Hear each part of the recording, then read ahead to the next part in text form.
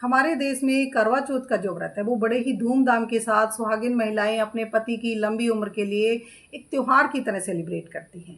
लेकिन इस व्रत की शुरुआत कहाँ से और कैसे हुई, आज हम इसी पर बात कर रहे हैं। नमस्कार, मैं सरिता सेल्वा। धार्मिक मान्यताओं के अनुसार कि माँ पार्वती ने अपने पति शिव जी के लिए ये पहली बार व्रत रखा था और वहीं से इस व्रत की शुरुआत होती है। और दूसरी मान्यता है सत्यवान सावित्री की कथा के साथ कि जब सत्यवान की मृत्यु हो जाती है तो उनकी पत्नी सावित्री अन्न जल ग्रहण करना छोड़ देती है और भगवान को झुकना पड़ता है, यमराज को उनका पति लौटाना पड़ता है, जिंदा करना पड़ता है। ये जो धार्मिक मान्यताएं हैं इनके बारे में हमारे पास कोई पुख्ता सबूत नहीं है। असल जो कहानी है वो इस तरह है कि हमारा जो समाज है वो पुरुष प्रधान है। औरतों को वहाँ उनसे कमतर समझा जाता है, नीचा समझा जाता है। और उस ज़माने में जब अनाज की कमी होती थी तो औरतें भूखी रह जाती थी, क्योंकि जो भी वो खाना घर में होता था वो अपने पति और बच्चों को खिला देती थी और उसके बाद जो खाना नहीं बचता था तो वो भूखी रह जाती थी और उसी को नाम दिया गया व्रत का।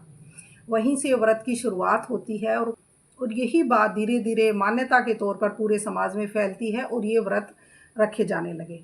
लेकिन हर जो व्रत है, चाहे वो होली अष्टमी का हो, करवा चौथ का हो, नवरात्रि का व्रत हो, शिवरात्रि का व्रत हो, सारे व्रत हमेशा औरत रखती है। औरत हमेशा जो व्रत रखती है वो हमेशा पुरुषों के लिए रखती है, यानी कि अपने बेटे के लिए, अपने पति के लिए। इसीलिए हमेशा पुरुषों की एक अलग इम्पोर्टेंस रही है और उनकी लंबी उम्र की कामना की जाती है।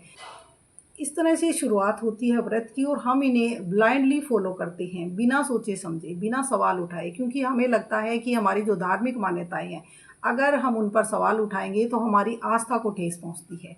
हमें लगता है कि हमारे भगवान जो है वो नाराज़ हो जाएंगे। लेकिन कहीं ना कहीं से ये शुरुआत होती है और इस तरह से मान्यताएं चली आ रही हैं।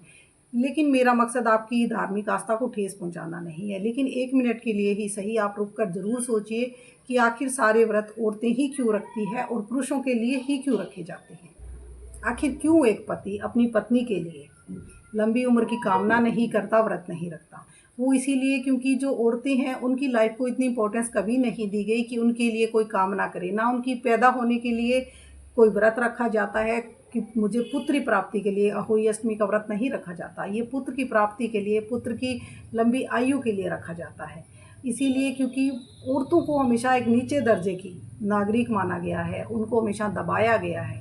और इसीलिए जब घर में खाना नहीं है तो उसे एक भूखा रखने के लिए कहीं ना कहीं एक व्रत का नाम दिया गया और आज तक हम उस चीज़ को फॉलो कर रहे हैं, बल्कि ब्लाइंडली फॉलो करते हैं।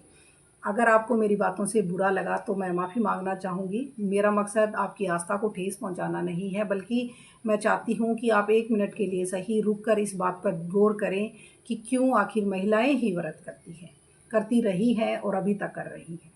क्या महिलाओं को लंबी आयु की ज़रूरत नहीं है? क्या एक बेटी की प्राप्ति के लिए आप कोई व्रत नहीं रखती?